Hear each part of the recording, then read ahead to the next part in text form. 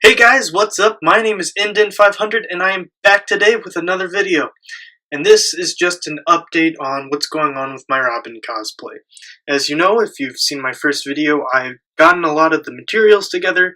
I just hadn't started designing them yet. And this is just an update of what I've done and everything that I still plan on doing and everything that I still need. So just kick back, relax, and I'll go ahead and just show you what I have. Alright guys, so this is the first item on the list. This is the utility belt that I had shown you guys last time. I had just sanded it down and took a knife to add some scratches to it and everything. So I think it has a more realistic look now. I'll let the camera focus on it a little bit. And I just repainted it gold and silver, especially on the little stripes here and on the buckles and everything. I had to remove the pouches, of course, and hand paint those separately, but that wasn't too much trouble. And then after I had everything painted, I went over with it with black shoe polish to give it a good dirty look, and then for the final touch, I dry brushed some silver onto the centerpiece here to give it a nice combat look, to give it a nice used look. So I'm very proud of how this turned out. I think it definitely looks a lot better than what I originally had, and I couldn't be happier with how this entire thing turned out. And of course, what Robin cosplay wouldn't be complete without the gauntlets. Now these were the shin guards I showed you guys last time. I have painted them green, I sanded them down, I dry brushed silver onto them to give it a nice worn look, and then I added some fins on there from some foam that I had lying around. And what I did so it fits on pretty much just any body type is I used old socks. I cut up the socks after, of course, I cleaned them, and they have a nice elasticity to them. That way they'll fit on any or most sized arms. But I'm also very proud of how these turned out. I'm thinking about maybe dirtying up these back sides as well because it is still pretty white and clean. But other than that, I am very proud of how these turned out, and I think they will look great once I assemble everything together. And here are the shoulder pads that I have made. Once again, I sanded it all down, got rid of all the logos on it, and then I dry brushed silver onto it, and I dirtied it up with black shoe polish. What I'm thinking about doing is adding a buckle around these to give it a nice combat look.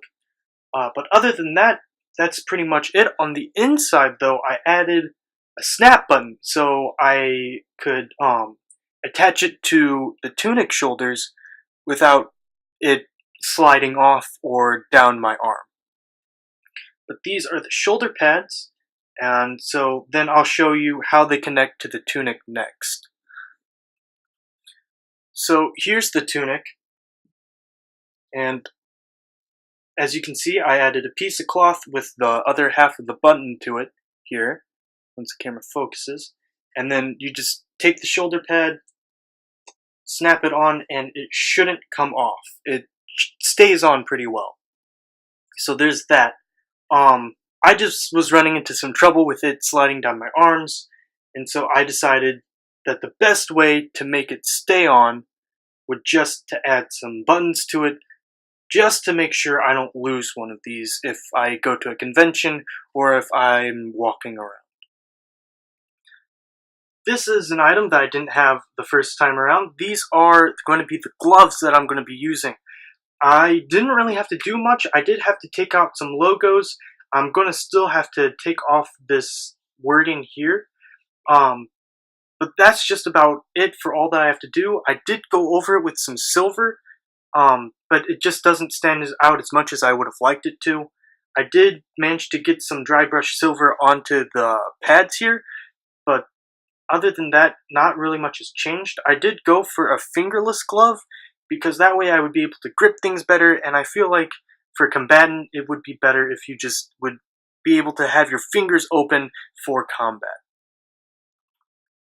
this item, I want to thank my friend Lance for giving me.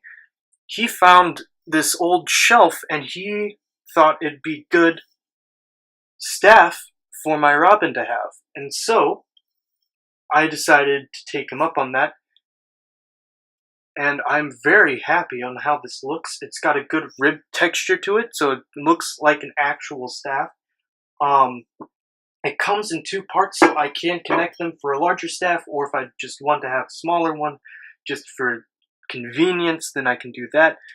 But there's this, and all I'm planning on doing with this is just dry brushing some silver on it, because it already looks fantastic. It's already got a good worn look, because it is a used shelf. And so that's just a reminder that sometimes the best things for cosplays are used things. And that's everything that I have for this cosplay so far. I'm still working on the cape because I still haven't gotten any yellow fabric yet. I'm also working on the boots right now. The boots I don't think are going to be too hard. I already have a template designed for it. I just have to cut it out and design the boots real quick, and then that should be an easy, maybe an hour-long project at the most. But other than that, that's just about it. I'm thinking about dirtying up the tunic as well, maybe just using, well, dirt, or I did find a good way to do it with tea bags. So I may try that out for this cosplay. But the next video, I definitely am going to put this all on for you guys just to show you how it all looks and how it's supposed to look together. Right now, I am super busy with work and everything that's going on, but I'm going to try and upload videos as much as I can. So just stay tuned for that, guys. And remember, wherever you are in the world, may you have a great day.